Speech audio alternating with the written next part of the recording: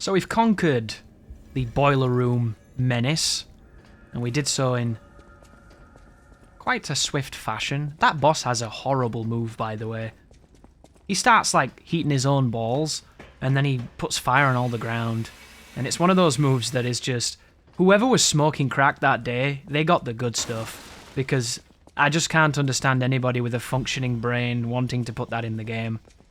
And there's a couple of weaknesses to it, but it's just shit. It's really shit.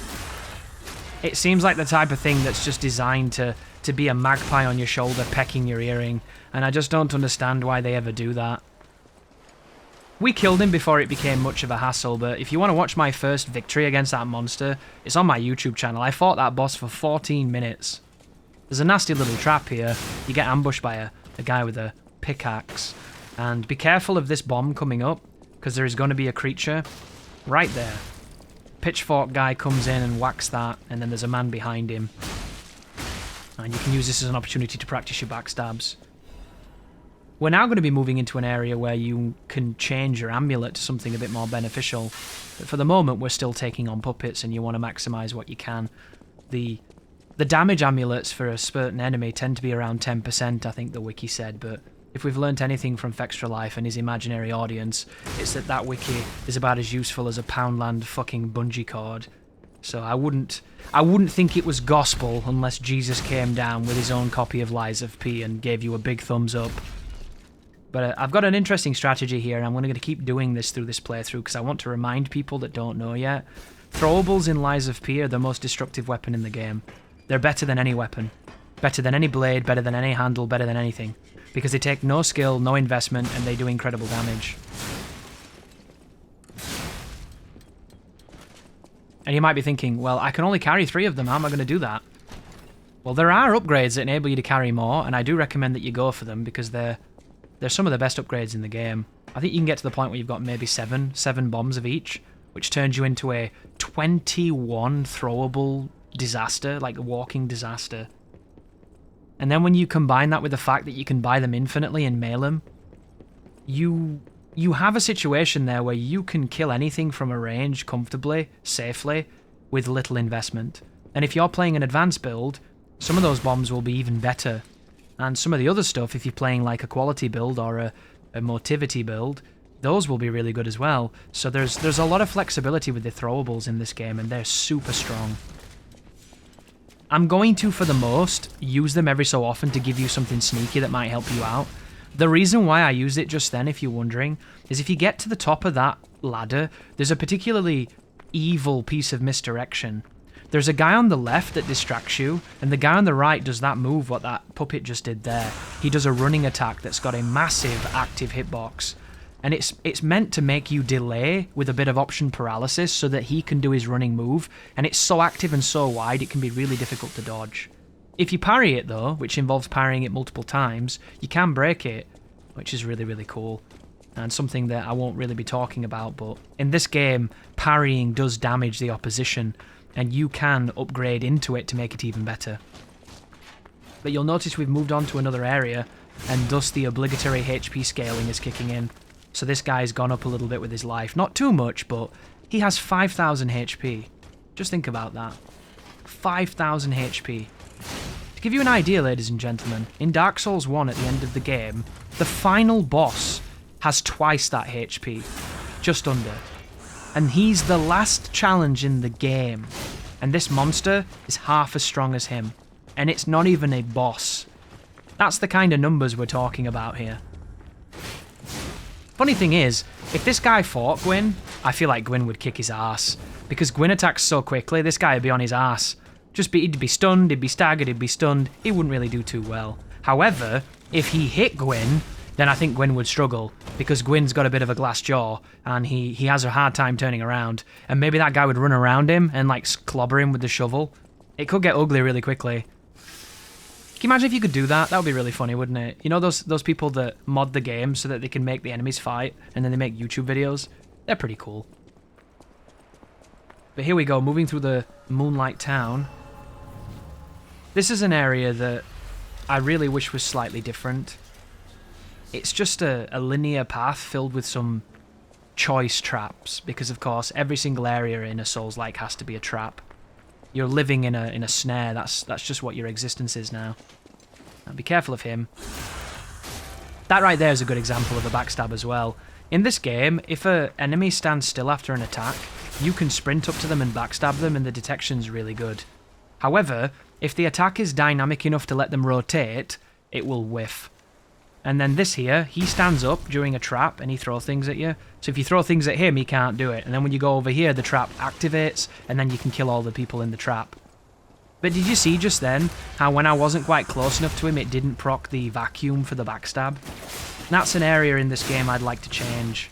Like, if I could do a custom parameter using mod tools, I'd do a balance patch for this game and put it out on Nexus and let people experience it and see what they think and get some feedback.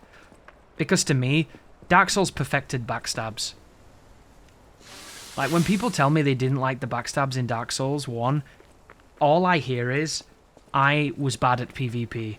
That's like the only thing that goes through my brain in that moment. Because I don't know any good players that don't like those backstabs. I suppose there is the people that like Dark Souls 2. Because I don't know if you know this, guys, but Dark Souls 2 has the best PvP. You know, it has the most build diversity. That to me is like the Prosium of the Souls community. And Libria, we have won. Because if you really do believe that, I feel sorry for you, because it tells me that you weren't in the Burg, and it tells me that you weren't in Boletaria, and it tells me that, sadly, you were probably in the Iron Keep. And just the idea of that makes me weep. But this is another particularly mean trap. I'm going to be using throwables here to get the attention of the people that run at you, and I'm also going to get rid of the throwers. The throwers are the most dangerous enemy in the game. Because they have the capacity to infinitely throw them at you. They build status effects, they do a lot of damage, they splash, they can miss, they can still hit you when they miss. It's just all kinds of bad all the time. And then when you come in here, once you go towards the planks on the right-hand side, it's going to break down and there's going to be more enemies. And again, you can throw things at them or you can use the puppet string. I wanted to show you the most cheesy way I could come up with to stop this trap from being a problem. Because most players I've seen on playthroughs that came in here died. And it makes sense. Moving hitboxes, throwables, multiple puppets. This game is hard by default. It's very easy to die here. But if you do it like this, no one stands a chance. But pick up the star fragments. Star fragments are a consumable that ruined this game. I wish they'd be removed or at least made more valuable. And I'm going to talk about that probably a few times because they're used as a consumable to enable you to summon help when you're struggling, and they're used for nothing else. And I think that that's a disgusting design, because people who, instead of improving as a player, that choose to just summon help to circumvent their problems, they're not the people you should be balancing your game around. Because that's everyone that plays your game. And that's the reason these games never improve. Because you balance them around the people that are incapable of learning. Speaking of learning, I did get hit by the Atoned. I got hit at the end, and I had to run all the way back, so I just cross-faded the footage there, guys. This is the most fair NPC in the game. And it's by a large margin, too.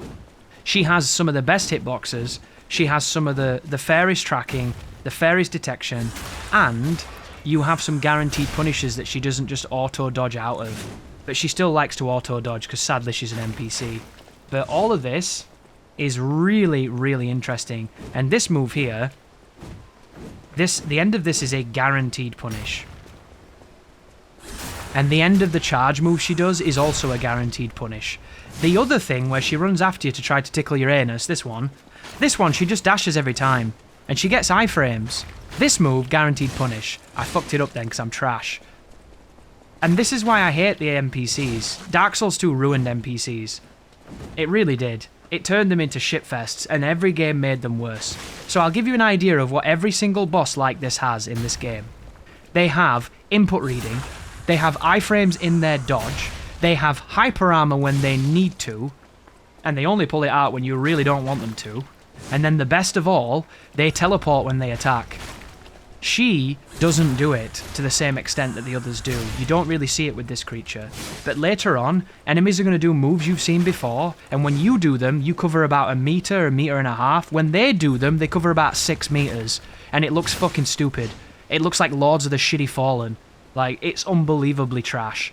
And I don't understand it at all, because it's not fun, it's not fair, it's not interesting, it just looks buggy. And I wouldn't be surprised if it actually was a bug. And she leashes here. I've never seen this before. I've never seen this boss leash.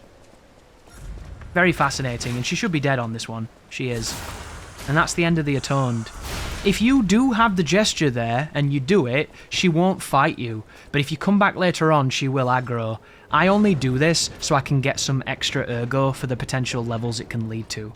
But now we just crank this handle, and we wait for the longest monorail in video games. Insert Snake Eater.